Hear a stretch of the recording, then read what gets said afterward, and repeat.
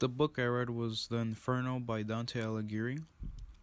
It starts off with Dante being lost in the forest, and he meets a shadow figure called Virgil, which is his tour guide, which helps him go through hell, purgatory, and heaven. This story is about him going through hell. It starts off with Dante being lost in the forest, which is believed to represent what he's thinking at the moment. At the time, Alighieri was choosing to obey the church or not, because of the current conditions Italy was having with the Pope. It can also represent what we feel, being confused or lost, not knowing where to go or do. Then he meets Virgil, who's an angel, and helps him through the 9 circles of hell, to help him reach heaven, to find Beatrice, his muse, which is defined as a source of inspiration. Beatrice, being a first love from when he was a kid, has recently died, which made him make this epic. An epic is a long poem, journey adventure, and instead of chapters, he uses cantos. The first circle is limbo, which is dark forest, many wearing robes covering their body and face, where they put all who aren't baptized but aren't bad people, as people like Homer, who's a poet, and Euclid, who's a mathematician. I think this circle represents that people are lost if they don't have faith to God. I thought this was really creative and put me at ease for people who, aren't religious but aren't bad people. The introduction for the third circle was my favorite. It was really captivating. It had a really good description of a Cerberus, which is a dog with 3 heads. Here's a quote. When Cerberus perceived us, the great worm, he uses this to make fun of him. His mouth he opened and displayed his tusk. Not a limb had he that was motionless, which showed how alive he was, how excited and alive he was.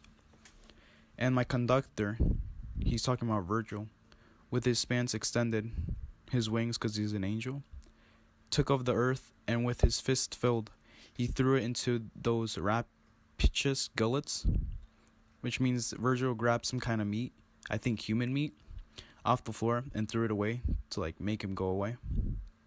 And quiet grows soon as his food he gnaws. This was one of my favorite pieces of imagery in this story. This book also shows somewhat of a justice theme, showing how each sinner faced what they deserved. For example, the third circle was based on gluttony, where it had people who kept too much food to themselves and not giving it to the less fortunate, having them being chewed on and eaten upon by the Cerberus. The fifth circle was based on wrath. People were in a stream of boiling water because of the anger they had towards others. They were so fed up with each other that they started ripping each other with their own teeth instead of their hands. This circle was pretty graphically explained, one of the most explicit parts. Another circle which I liked was the Styx, which was full of people who were not happy with themselves. Many who have killed themselves, having them being drowned in the river. I think it represents the people who commit suicide, who try and escape their problems by killing themselves, which puts them in the position of drowning forever, having them feel the feeling of not being able to escape. There's also a variety of characters, mostly of those which he knew, which also brings the comedic theme. During his entry upon the city of this, having the last 4 circles inside, he meets his poetic mentor, Brunetto, where he talks to him casually while he's being showered with drops of fire. Just weird, I guess. He also meets many of his real-life acquaintances, and he talks to them normally while they're being tortured. My favorite canto was when he meets a giant Geron, which is a dragon with scorpion's parts, with the face of an old man, where they fly to the depths of hell, passing through deserts and mountains. I thought it was pretty creative that a man could think of something like this. It had a lot of scenes explaining the views and troubles of flying on a dragon. was pretty funny. There is a huge foreshadowed piece between the seventh and eighth circle, which is pretty well done. They were walking through a large cave currently, and they made a comment of how it was getting colder than hotter. The climax of the whole story was the final circle, having Lucifer in a large cave, having the sinners who were worthy of being down there were frozen, which was pretty unexpected because I expected, heat because it's hell. But instead, they're all frozen in place. Another great piece of imagery was how they described Lucifer.